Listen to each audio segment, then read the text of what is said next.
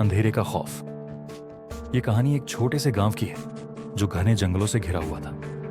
गांव के लोग अक्सर रात के समय जंगल के पास जाने से कतराते थे क्योंकि वहां अजीब अजीब आवाजें सुनाई देती थीं। लेकिन एक रात एक युवक दीपक, जो बहुत ही साहसी था, ने तय किया कि वह इस रहस्यमयी जंगल की सच्चाई जानने जाएगा। दीपक के पास एक पुरानी सी टॉर्च थी और वह रात के अंधेरे में जंगल के अंदर दाखिल हो गया।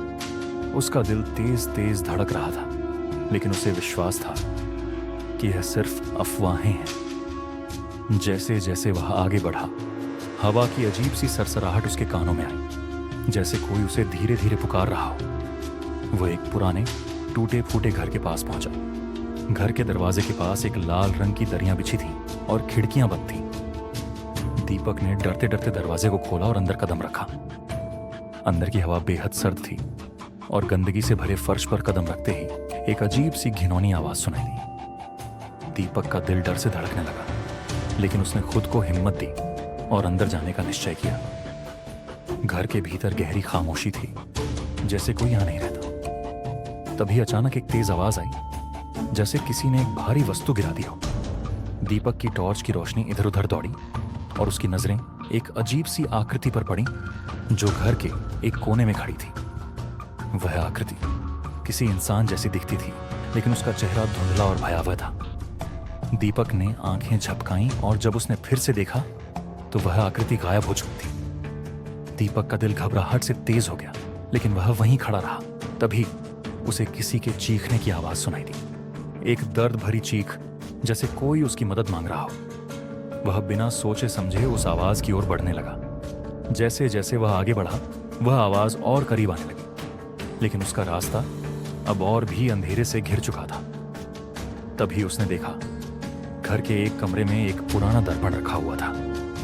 उस दर्पण में उसकी परछाई भी दिखाई दे रही थी, लेकिन उसमें एक और परछाई खड़ी थी जो उसकी तरफ बढ़ रही थी। दीपक पलटकर भागने लगा, लेकिन अचानक कमरे के दरवाजे बंद हो गए और भीतर एक सर्द हवा चलने लगी। उसकी सांसें तेज हो गईं और वह समझ गया कि कुछ अजीब हो रहा था। फिर से एक चीख गूंज उठी और दीपक ने देखा कि दर्पण में अब एक खून से सना चेहरा था जो उसे घूर रहा था। वह हड़बड़ी में दरवाजे को धक्का देने लगा, लेकिन दरवाजा जैसे अडिग हो गया था। तभी दर्पण की सतह पर एक हाथ उभरा और दीपक की कलाई पकड़ ली। उसने डर के मारे जोर से चिल्लाया, लेकिन उसकी आवाज गूंजती हुई अंधेरे में खो गई। अगले ही पल वह अपने कमरे में पलंग पर बैठा हुआ था, पसीने से तरबतर। उसे समझ में आया कि वह सिर्फ एक बुरा सपना देख रहा था, लेकिन उसकी कलाई पर अब भी एक ठंडी छाप थी। यह सच था या सपना? यह सवाल दीपक को तब तक परेशान करता रहा जब तक वह खुद से नहीं पूछा कि वह क्या अब भी पूरी रात को अंधेरे में नहीं देख रहा था। कहानी का अंत रहस्यपूर्ण और डरावना था, क्योंकि दीपक ने जाना कि भूतिया घटनाएं सच में घातक हो सकती हैं, लेकिन जो चीज सबसे ज्यादा डरावनी होती है वह होती है हमारी कल्पना।